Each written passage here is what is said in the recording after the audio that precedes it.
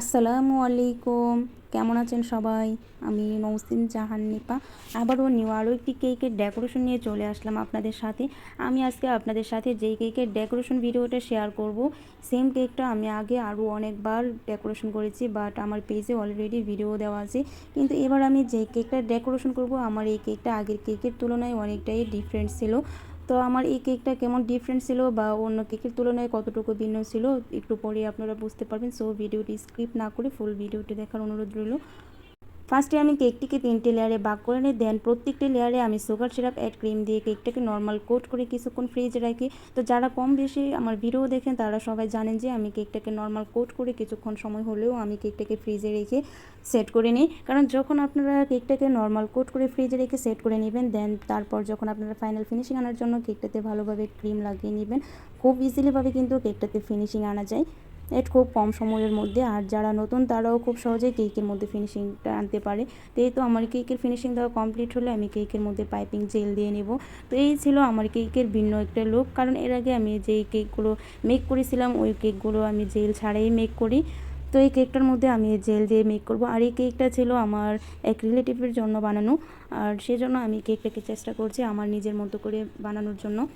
তো এখন আমি কাপড় যে স্টিকারটা সেই স্টিকারটাই বসিয়ে দিচ্ছি।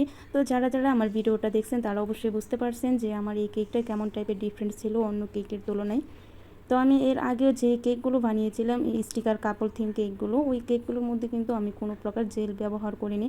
জাস্ট আমি ক্রিম দিয়ে কেকটাকে কভার করে নিয়ে দেন ক্রিম দিয়ে আমি কেকের উপর ডিজাইনটা করে নিয়েছি। তো ভাবলাম যেহেতু এই কেকটা আমার এক রিলেটিভসকে দিব, তো সেই জন্য ভাবলাম যে না, এই কেকটার মধ্যে একটু ভিন্ন টাইপের ডেকোরেশন করি। তো যেই বাবা সেই কাজ, সেই জন্য আমি এই কেকটাকে একটু ভিন্নভাবে করার ট্রাই করছি। তবে ফুল কেকটা ডেকোরেশন করার পর দেখলাম কেকটা এত বেশি সুন্দর লাগছে যে বলার বাহিরে। তো আমি এইখানে কেকের যে মেন বেসের কভারটা আমি এখানে হোয়াইট কালার ক্রিম দিয়ে কভারটা করে নিয়েছি, দেন এটার উপরে রেড কালার পাইপিং জেল দিয়ে দেন আমি এটার উপর যে ডেকোরেশনটা করবো সেই ডেকোরেশনটা আমি হোয়াইট কালার রাখবো। তো আমার ফুল কেকটা কমপ্লিট করার পর আপনারা দেখেই বুঝতে পারবেন যে আমার কেকটা যে দেখতে কত বেশি সুন্দর দেখেছে। তো আসলে অনেক সময় আমি যখন কেক মেক করি বা যে কাস্টমার কেকগুলো অর্ডার দিয়ে বলে যে আপু আপনার ইচ্ছে মতো ডেকোরেশন করে দিবেন, বা যখন আমি আমার কোনো রিলেটিভসদের কেক উপহার দিই তখন আমি আমার নিজ থেকে নিজের ইচ্ছে মতো কেকটাকে ডেকোরেশন করে নিই। কারণ আমার কাছে প্রতিদিন নতুন নতুন কেক ডেকোরেশন করতে খুবই ভালো লাগে। একই ডিজাইন বারবার করতে তেমন ভালো লাগে না। সেজন্য আমি যখনই আমার রিলেটিভসদের জন্য কেক মেক করি বা যখন কোনো কাস্টমার কোনো ডিজাইন না দেয় তখন আমি চেষ্টা করি আমার নিজের থেকে একটি ডিজাইন দিয়ে কেকটাকে ডেকোরেশন করার।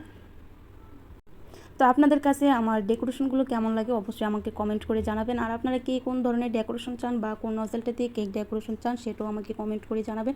আমি চেষ্টা করব আপনাদের কমেন্ট অনুযায়ী কেকগুলো ডেকোরেশন করে দেখাইতে। আমি সবসময় যে রোজ নজেলটা দিয়ে গোলাপগুলো করে থাকি, এই কেকটাতেও সেম নজেলটাই ব্যবহার করেছিলাম।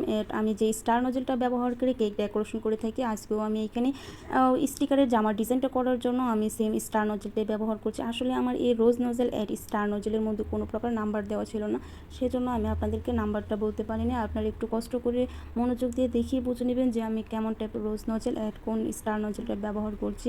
এই স্টার নজেলটা দিয়ে আরও অনেক ধরনের ডিজাইন করা যায়। কোন ডিজাইনটা আপনারা কেকের কোথায় ব্যবহার করবেন এ টু জেড সব কিছু বলা হয়েছে আমার একটা ভিডিওতে। আপনারা যারা এখনও আমার এই ভিডিওটি দেখেন নাই প্লিজ সবাই আমার এই ভিডিওটি দেখে নেবেন। আর অনেক আপুরা আমাকে কোয়েশ্চেন করেছেন যে আপু আপনি পাইপিং জেলগুলো কীভাবে বানান বা কী দিয়ে বানান। তো আমি চেষ্টা করব খুব শীঘ্রই আপনাদের এই পাইপিং জেলের একটা টিউটোরিয়াল দেওয়ার জন্য। আসলে সব কিছু তো একসাথে করা সম্ভব নয়, আমি চেষ্টা করছি এক এক করে আপনাদের মাঝে সব কিছুই আপনাদের বুঝিয়ে বলার জন্য। তো আপনারা একটু ধৈর্য সহকারে একটু মনোযোগ সহকারে আমার ভিডিওগুলো এক এক করে দেখে নেবেন। ইনশাল্লাহ আমি আশা করি আমার এই ভিডিও থেকে আপনারা একটু হলেও উপকার পেয়ে থাকবেন। তো আমার স্টিকারের জামার ডিজাইনটা করা কমপ্লিট হলে আমি এখন এই হোয়াইট কালার ক্রিমটা দিয়েই কেকের উপর নাম লিখে নেব। আমার আজকের এই কেকের মূল যে ডিজাইনটা সেটা হচ্ছে যে হোয়াইট 8 রেডের মধ্যে। আমার কাছে এই ধরনের স্টিকার থিম কেকগুলো মেক করতে অনেক বেশি ভালো লাগে, আর নিত্য নতুন ডিজাইন করতে সেটাও আরও অনেক বেশি ভালো লাগে। তো আমার কথা বলতে বলতে আমার কেকটা প্রায় কমপ্লিট হয়ে যাচ্ছে।